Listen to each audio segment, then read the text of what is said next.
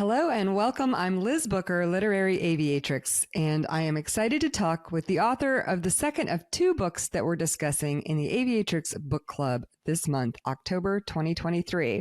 Reason to stay on ground. Lift your hands and you can touch and fly. Ashlee Leppert Albright, welcome. Hi, Liz. Thanks for having me. Oh, I'm so glad to have you. And Ashlee Leppert, for the purposes of your pen name for your memoir, The Hurricane Within, which I am so excited to finally get to in the book club, and so excited to finally talk to you, my fellow coastie, who has written a book in air crew, 65 air crew. So exciting. Tell us a little bit about the book. Well, first of all, Liz, this is awesome just to finally get to meet you and see you. And I sort of feel like we're like pre-briefing for a flight right now or something. It's like I'm having like flashbacks. So. That's awesome. So my book is, as you mentioned, called The Hurricane Within, and it's a memoir depicting probably about half my personal life and half my professional life, just some things that I thought it was pertinent to share for my overall story, and some things that I was able to overcome, and the ability just to kind of reflect on some of those crazy moments, and flying in Hurricane Harvey, obviously, and being there with my crews and just seeing the devastation. So it was really important for me to preserve the integrity of those stories for generations to come. Okay, so who was your intended audience? I mean, why did you feel compelled to do that? Well, so it kind of all started back right after Hurricane Harvey ended. I was going through what I now know is PTSD. I did not realize this at the time, but I kind of was overwhelmed emotionally from the hurricane, obviously, and seeing the devastation there. But just some things from my past that I had never really healed from, such as like my father passing away and being a victim of sexual assault, which I hate the term victim. I shouldn't use that, but a survivor rather. So I just felt, that as I was going through the healing process and being vulnerable with myself and being able to overcome that, I really wanted to share that, because I had spoken to other air crew members or just other friends, and they were like, yeah, I've been going through the same things. And yes, I have nightmares, or yes. And I'm like, wow, like I feel like nobody's really talking about the things that we're all kind of going through at the same time. So I really felt it on my heart. Of course, I prayed about it. You know, most of everything I do is faith-based. So I just prayed about it for a long time and just felt on my heart that God really wanted me to share my story, just in the hopes that one other person out there doesn't feel alone with whatever they might be dealing with internally. So that was really my mission behind it and my intended audience.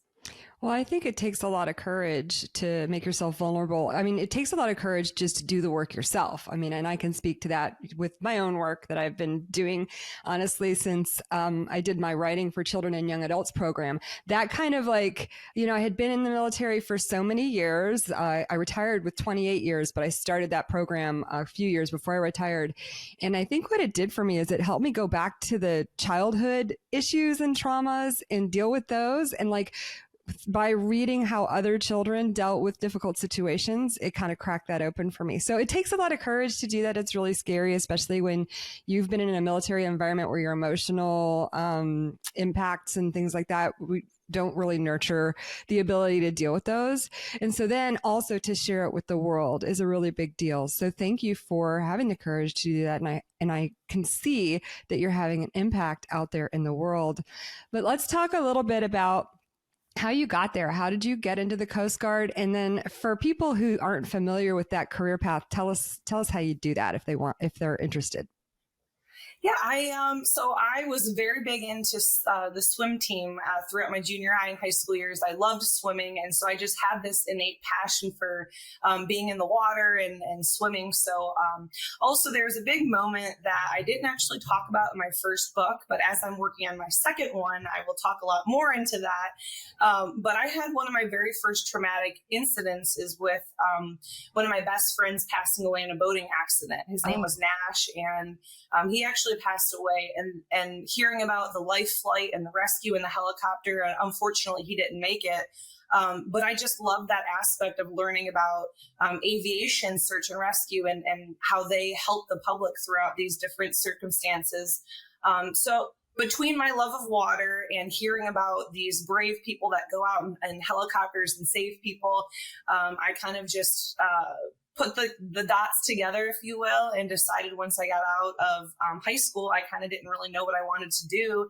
And I had a friend who was in the Coast Guard. He's like, I'm flying around the beaches of Florida. I'm saving lives. And I was like, I want to do that. So it just sort of solidified it for me. I signed up for 4 years, and 14 years later, I stayed in doing a job that I loved. Yeah, so you enlisted and got sworn in and went off to boot camp in Cape May, which I did all of that too when I was 18. But then what happened? So like, what's the path to getting to be a air crew? So at the time, actually, aviation was a very sought out position. And so the ACE school list, I believe, was about a 2-year wait. So right out of boot camp, my very first station, which was terrible, I say that facetiously, but it was San Juan, Puerto Rico. Nice. So I was 19 years old, living in Puerto Rico, having the time of my life. But I had to wait quite a long time before I can get to ACE school. So I did the airman program, I believe. I'm actually not sure if they're still doing an airman program. I think it went away and then maybe came back. It's on, it's off, it's on, it's off. I know. Yeah. Exactly, right? Yeah. And so I went to my airman program, and I really loved the taking apart and fixing and troubleshooting of the aircraft. So from boot camp, it was to Puerto Rico, and then my airman program, and then off to ACE school. So altogether, that process took about just under 2 years, I believe, before I went in. And then ACE school. ACE school, which was for anybody listening, basically your technical training school is where they really dive deep into not airframe specific training, but just basic theory. So I was an avionics electrical technician. So they had 4 phases of basic math fundamentals. So you learn AC power, DC power, relays, terminal boards, the whole 9. And then you have a theory. So you're learning about radar transmissions and different theory about that. So you have different phases throughout there. So it is intense learning. It's broad overview, so nothing really airframe specific, because you don't know whether you're going to a fixed wing or a rotary wing assignment thereafter. So just a lot of learning, but it was amazing. And I felt really prepared to go into my next unit, which was Detroit, Michigan. Yeah. And so you were training to work on the electronics of the aircraft. That is the aviation electronics technician. And then the aviation maintenance technician is the one who does sort of the more mechanical stuff on the aircraft. Although I know that you guys work together on everything too, right? Yeah, you sort of have to be well-versed, obviously, in every aircraft system, because once you become qualified as a flight mechanic and you're off doing missions sort of by yourself as the only maintainer of the aircraft, you have to kind of know at least how to troubleshoot different issues that arise in flight and or once you land or anything like that. And that's an important point that you just sort of glossed over there that, is so normal to us, but is very unique amongst the services, is that you fixed the aircraft. And then you also, when you got to your operational unit, had to learn operations and go flying in the back of the aircraft, which I call the best quality assurance in terms of aircraft maintenance, is having you guys in the plane with us. So you got qualified as a flight mechanic and you're out there doing your search and rescue stuff. So you were in Detroit first, and where'd you go after that? So I was in Detroit for about 5 years. I did an extension there because my father was sick at that time. But after Detroit, I went down to New Orleans, if you will, and which is one of the busiest search and rescue units. I've came to find that out real quick in the whole Coast Guard. Yeah. Yeah. And so going back to being stationed in Detroit, I thought it was really neat that you got the opportunity to be stationed near your family when they needed you, because not everybody is able to do that. So I'm glad that worked out for you. That felt like the right part of your story for some reason. It just felt right that you were able to do that. And then in New Orleans. So tell us kind of what started happening with you in your body that started setting off question marks, at least, if not alarms. And then we can get into how our wonderful medical services dealt with that. So yeah, I mean, it's so easy, and I think you can agree, Liz. Like when anything happens to your body, particularly during like a PCS, a big move, it's a ton of stress. So it's really easy to be like, oh, I'm feeling extra fatigued. It might just be stress or whatever. But what happened with me personally is I felt that.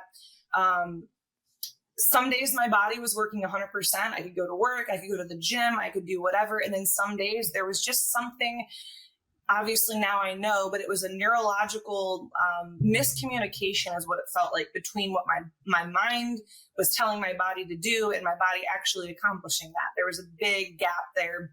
And so because it was so intermittent, I really just chalked it up to stress. I remember talking to a doctor when I first got down to New Orleans, and he was like, you just got here. It's a big move. You're also going from a very cold environment, and it's, New Orleans, we have nothing but humidity. So there was all these things that made me feel like, okay, it's going to get better. It's going to get better. Yeah. And I troubleshot it by myself for probably 2 years, changing my diet, adding supplements, Googling and putting myself into oblivion, just trying to figure out because, and again, I don't think that was the right thing. I think I should have went to medical sooner. But I mean, these providers were telling me that it was stress. And so I kind of believed that, and then it kind of got worse. And but yeah, it's hard when you're troubleshooting a autoimmune deficiency that is so intermittent and up and down all the time. So that was really hard for me.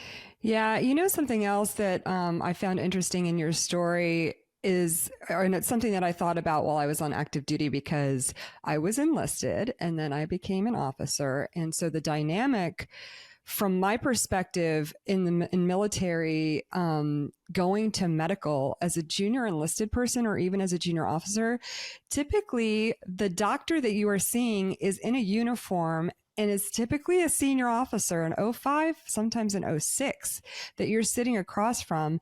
And so you don't have, from my perspective, there's the power dynamics there. Like you don't have the kind of agency that you would have, or you don't feel that way anyway, that you would have if you were going to a civilian doctor.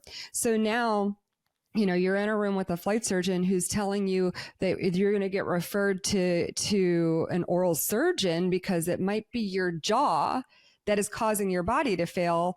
It's just like, and you have no choice. You have to go do what they tell you, right?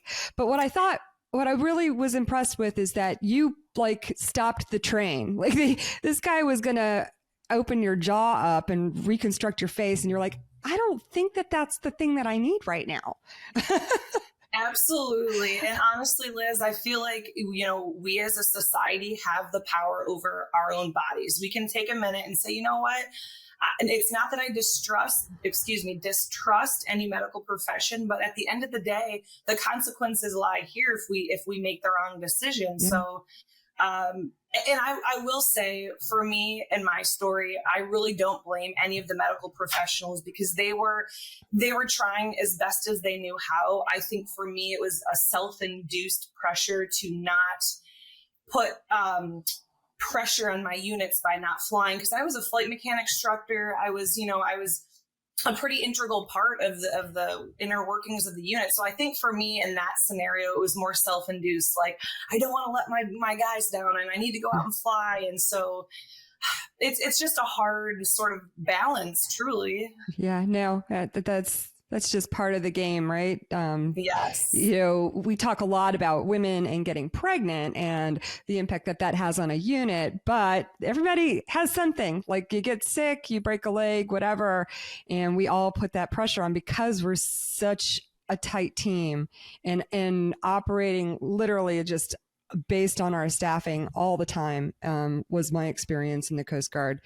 So you get to Harvey coming through and you get deployed. So talk about how that all rolled out. Well, it was a Saturday and I was actually on backup crew. So we had a ready crew and then we had a backup crew and I was just on standby for backup crew. And quite frankly, I don't think any of us really imagined it to be to the extent that it turned out to be. We thought that, of course, the hurricane would hit. Maybe we'd have to send a few crews for like minor search and rescue or, you know, surveying or whatever. So I really didn't think a whole lot into it, but until I got that phone call at 3 a.m. on Saturday where my pilot was like, "Are you ready to go?" And I was like, "Oh, okay, well, this is it. We're really going. This is what we trained for. Let's do it." So I was super excited to go out there and serve and be there and save. And I think that's what every air crew member, you know, that's the ultimate dream, right? And so I was just overwhelmed with excitement and you know, nervousness and all those emotions that happen. But we get on scene and it is just apocalyptic, quite frankly. It was something that none of us had truly prepared ourselves for. And the next like 3 days thereafter was just a blur of being soaking wet and just nonstop hoisting people, dropping them off, hoisting people, dropping them off. And it was amazing what we were able to do under the pressure, but also looking back, I'm just like, man, like it was so dangerous at the same time, but you don't think of it as you're in those moments. Yeah, I mean, you did your operational risk management. What we do is dangerous, but you were operating in an environment that isn't necessarily the standard training environment. And so, you know, you all did a wonderful job, you know, doing what coasties do, which is adapting, using your experience and your training, and then, you know, looking for solutions to the problems. And I saw that just every story that you told, it was very dramatic. And so anybody reading this book, most coasties don't ever in their lives have a scenario like this. Like this was very much like the Katrina response, which I was an 04 then. So we sent all the 03s, all the junior pilots to go get the glory, and I'll write all the awards when you get back.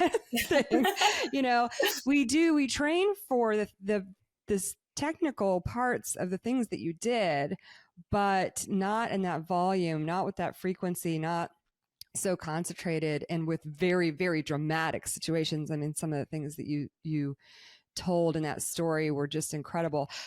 You were telling, you know, you're talking about the first day or so and landing on the highway and all of the stuff that was going on. And at the beginning of each of your chapters, you have a little quote. Some of it's scripture, some of it's literature, or whatever. But then I flipped the page, and I was on an airliner when I was reading this. I was flying somewhere, and I flipped the page, and the quote at the top was "Semper Paratus." And I just started bawling because you just captured the intensity, all of the good of my experience in search and rescue, and with that teamwork and that sense of camaraderie and family that you had walked into, like seeing people across the hangar, yo, what's up? You know, your sisters, your brothers, all of that stuff. And then it just gives me goosebumps, like the proficiency of like remembering how it felt to be really good at something, be part of a team, being able to jump in there and go to work and leave your differences on the ground and just get things done. So I just wanted you to know that you had that impact on me. I don't cry much missing my old Coast Guard life, trust me. And about 5 minutes later, I was like, okay, well that wasn't every day. Feel like I check off my one cry per year. Yeah, I'm over it now. No, but you really captured, I think that the essence of all of the good in the Coast Guard, when you talked about how all the crews came together and worked together like that. What stood out to you as I mean, I can kind of glean it from the book, but what stood out to you as the biggest takeaway from that experience in the positive side? You know, there's so many, so you know, it's hard to sort of narrow it down to one, but I will say, you touched on it just now, but the family aspect of it, there was nothing more amazing, and just this, it's such a silly word, but the synergy of what was going on out there, it was so, quite frankly, beautiful, because you had pilots from all over, you had rescue swimmers, you had flight mechanics, some of which had never met before, and then you're thrown on the flight schedule, and everybody hopped in that aircraft and did the job seamlessly. And it truly, to me, was a testament of the service that I loved so much to serve in, because it is a family dynamic. I mean, we're risking our lives together. And so to me, that was the most beautiful part about it, that we could go out and save lives and do it seamlessly. And just, it truly is beautiful. And that's what I hope that my book portrayed, not just about me, because it's not just about me, but I really wanted to be a voice for every single person out there, from the operations to the maintenance to the air crew. Like, we did an amazing job, and I'm just so proud to have been a part of it. Yes. Amazing. I'm so proud of you for being a part of it. You were so great. And what I thought, it is a family, and just like any family, it's also sometimes can be a little toxic and maybe abusive. But what I found with you, and this, I was interested to read this in Liz's book too, that we read this month, is that you just kind of seem to fit in. How did you make that happen? Like, I guess, the guys just embraced you, and you didn't seem to have any problem with that. I've always been, I guess, a tomboy. I love hanging out with the guys. I love playing sports. I love joking around on the hangar deck with them. Obviously, I'm a girl's girl too. I have plenty of girlfriends, but I've just always felt, I don't know, like a connection with hanging out with the guys, right? So like on the hangar deck, it was no different to me. And I understood that I was an anomaly, that there was not very many female flight mechs. And I was okay with proving myself. And I was like, hey, listen, I get it. But once I prove myself and show you that I can do the job as good as you, and maybe a little bit better at times, like, then you owe me the respect to, like, hey, like, let's move past this. So I think respect is earned, but it's also given. And I think that if you really try to get to know somebody and look past who they are, male, female, whatever, if you just try to get to understand them, those connections and those family bonds are made. I became like the big sister on the hangar deck. They'd come to me with girl problems. They're, the whole nine, but I loved it. Good for you. That's awesome. Good for you that you were successful with that way, because there are so few of you. I mean, I don't know what the percentage was when I left. Like maybe 3% if we were lucky of women on the hangar deck. 8% women pilots, but it was always smaller on the hangar deck. So when you have this very dramatic scene in the book, and I'm not going to spoil it, so let people read and get to that. But ultimately, you get a diagnosis, and now you know what's wrong with you, at least. So what I wasn't clear about was whether that grounded you permanently. Was that the reason that you left the Coast Guard? And if so, like, how did you process that? You just talked about that, all of that feeling of belonging and purpose and camaraderie. So tell us about that transition. Liz, it was really difficult because I loved my job. I really did. There's bad things, and there's bad bosses and bad coworkers, but at the end of the day, I truly loved my job. So when I was told about my diagnosis, they said, well, you could take medicine, but it's really just a Band-Aid. There's no cure for it, so you can't fly anymore. But like, we could try to put you in like a yeoman position or storekeeper. And that just, for me, it was like, if I couldn't fly, I really didn't feel like I wanted to stay in. So I had that conversation. I had that option. Plus, I was also going through the diagnosis of PTSD and going through counseling and kind of just really unpacking everything that I had left, in the attic up here for a very long time. So it was really traumatizing, really learning that, okay, my career that I thought I was going to do 20 years with is ending 6 years short. I really didn't have a plan thereafter, but this is why I boldly always talk about my faith in God, because I feel like if I want to be a service to the community that I love so much, I have to share how amazing, God is in my story and in my life. And in my darkest moments, I just leaned into him and prayed about it, and he guided me and he healed me, and he, showed me the next step for me was to share my story in a book so that I could talk about that healing for other people to read. So, but going back to your question a little bit more, it was really hard for me until I recognized that my identity really didn't lay in my job title, if that makes sense. Like, I was so used to being like, yeah, I'm Ashlee Leppert, the United States Coast Guard flight mechanic. And like, it just rolls off your tongue. But then when you're no longer that, like, who are you? So you have that little bit of a search about, self-discovery and really learning. But I'm grateful today to say that I am still serving the community that I love so much in a different aspect. I'm no longer obviously flying in helicopters, but I do inspirational speaking and I do life coaching. So that way I can really just share my story and give people the hope that I once did not have myself. Yeah. Yeah. This is, I love hearing this from you, and Liz talked about it too. I think the military probably, I mean, I don't know. I don't know if civilian life, because I didn't live it, I don't know if in civilian life you attach your identity so deeply to the uniform that you wear and the services that you perform. So I can't speak to that, but I think that you both resonate so much with so many people who have served in the military. Just whether you've served for 4 years, 14 years, 28 years, whatever it is, there's a transition that happens when you take that uniform off. And it definitely, you have to deal with some stuff Yes. when you do. And one of the things that I asked her about, and I'll ask you, is like, looking back, I mean, I feel like when you were stationed in Detroit, you were around family. So you still had sort of an outside the Coast Guard network. You talk about in New Orleans neighbors that you are friends with. So you've developed relationships outside the service.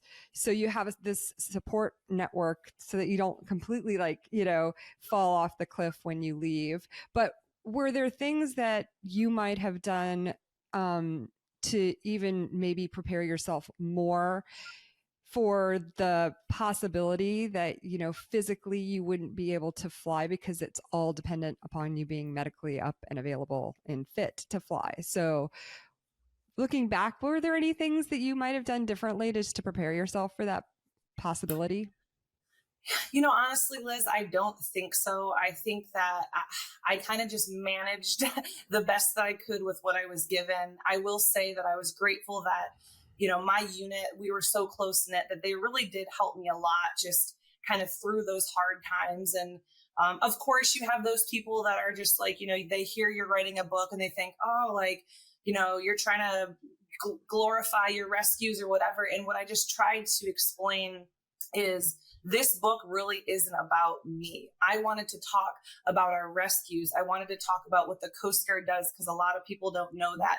And most importantly, I wanted to talk about my Savior, Jesus Christ, who was able to get me through everything. And I owe it to people to share that. So I'm hoping now, I know I'm kind of veering off your question a little bit, but it just kind of was on my heart to share that. But I hope now that people have read my book and heard me speak, that they recognize that my goal is not to become famous or not to make it about myself, but to really to uplift the Coast Guard as a whole and also share about my faith. So I was grateful upon separating, because I still had one foot in the door with my Coast Guard family, being able to talk about it quite often in my book and in my speech. But I can recognize how that would be really difficult for people that don't have a next step planned, which is again why I love to do life coaching and helping people through those hard moments so they can see a silver lining and a goal that they can obtain. Yeah, well, you definitely accomplished sharing a part of the Coast Guard and the actual sort of inside scoop on what was going on in the aircraft. I really loved reading it from your perspective. You did a great job representing us. So yeah, I don't know. I hear you. I know it's got to be hard to put yourself out there, especially in our community, because we're kind of funny, especially like if it sounds like somebody might be bragging, that's not okay. So, For sure. and that's not at all what I saw in this book. So hopefully everybody can just live with it and be grateful that you did that. You mentioned that you are working on a second book, and I want to go back to something you said earlier. I'm wondering why you didn't share that story of your friend in this book, and what you're hoping to accomplish with your next story. I really don't have, I think, what is the right answer. It's kind of odd going back to the process in which I wrote my story. I think for me, it was my very first huge traumatic event, and it was almost sacred to me in the sense that I really, it was the last band-aid I had to peel off, if you will. I was able to talk about this thing and that thing and whatever, but it was the last sort of healing process in my journey that I had to face before I was ready to talk about it. And I think just with everybody's personal stories that they're sharing, not everything is going to be in there. And so for me, it was something really personal, but I want to talk about my friend Nash, who passed away, because he was an amazing person. He was one of my best friends, and he was a part of my journey and why I wanted to join the Coast Guard. So I think I was really excited to get my book out and share it, that I missed so many more important things that I wanted to include. So going back in my second book, I'm going to take the time to share about Nash and who he was and his story, and really go through and talk about some things that I kind of brushed through because I wasn't really ready to open up about.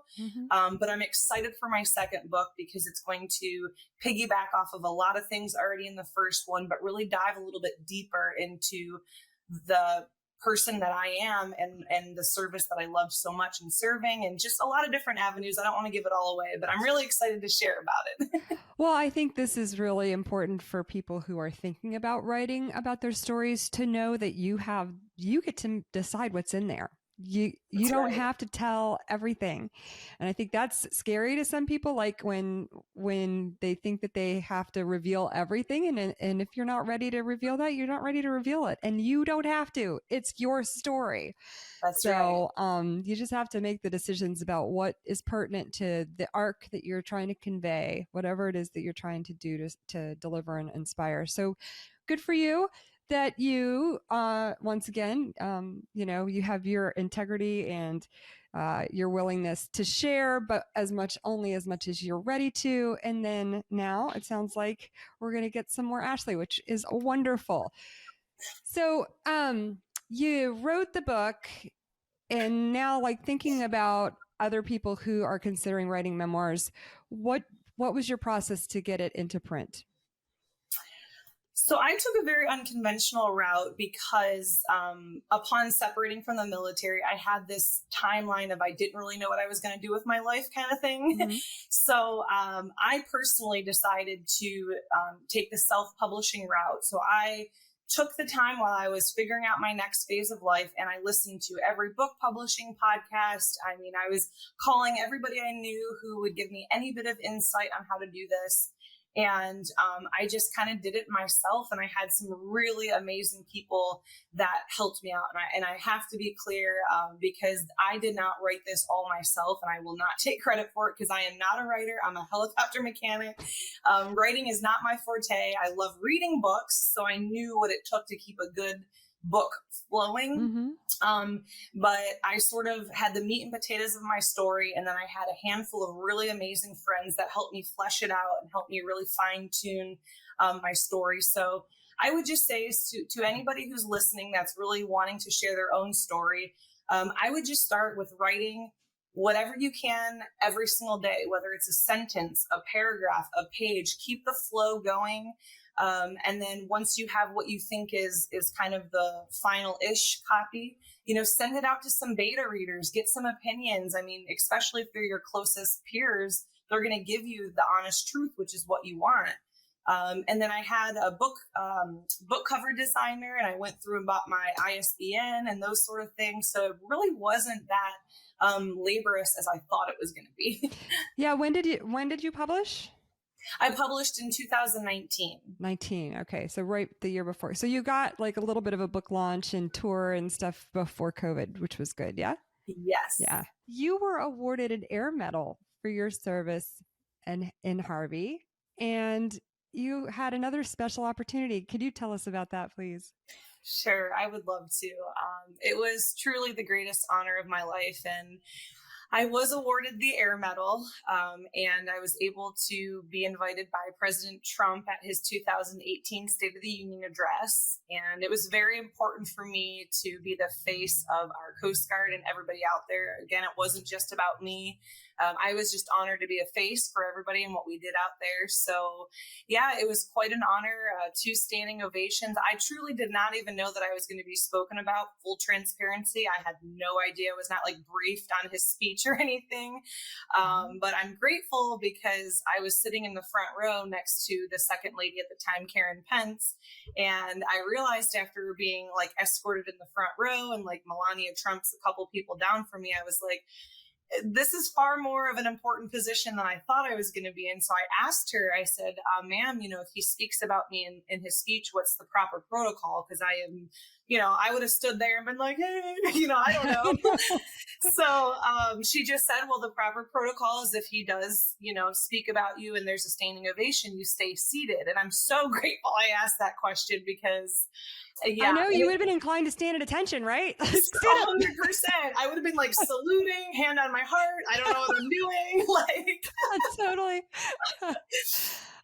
That is incredible. What an honor and so rare especially for coasties to be in that situation. So congratulations on experiencing that. It's wonderful. Thank you. It was truly an honor, and it was so amazing to be able to talk about our cruise and all of the missions. I mean, President Trump, he loves our military. I know, politics aside, he loves our military and he loves our Coast Guard. So it was super cool that he was excited to meet me and hear about the rescues. And it was great to talk about all of us. So exactly. Wonderful. And if anybody is looking to hire you as a speaker, what are you bringing and where can they find you?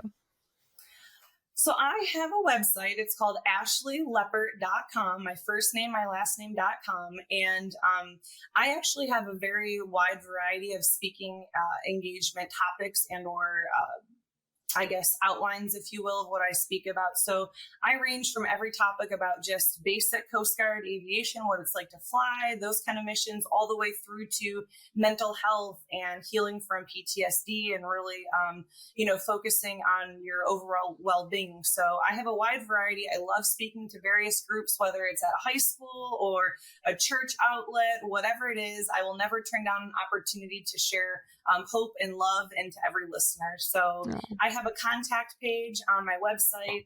So I'm happy to hear from anybody out there who wants to reach out. Awesome. Well, that's great. Ashlee, thank you so much. Is there anything else that we didn't have a chance to talk about that you would like to bring up? I don't think so. I think we had a great conversation. I just want to thank you again for having me on your platform, and I hope that every listener enjoys our little chat today. Me too. And thank you for your service in the Coast Guard and for representing us so well. And as you as well. And Veterans Week is right around the corner. So thank you for your service and every veteran out there. Yep. That's right. Thanks so much for listening. I'd like to thank Michael Wilds of Massive and Crew for his help in producing this interview. Join us in the Aviatrix Book Club next month when we discuss Through the Glass Ceiling to the Stars by Eileen Collins. Blue skies and happy reading.